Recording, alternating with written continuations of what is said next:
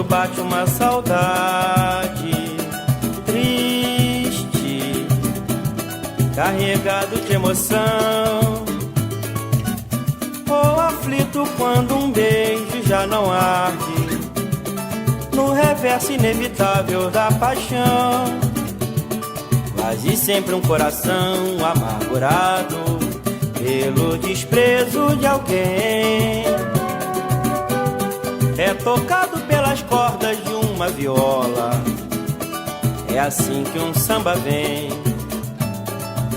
Quando um poeta se encontra sozinho num canto qualquer do seu mundo, vibram acordes, surgem imagens, soam palavras, formam-se frases, mágoas.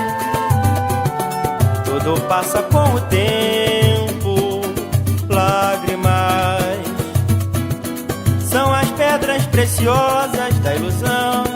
Quando surge a luz da criação no pensamento, ele trata com ternura o sofrimento e afasta a solidão.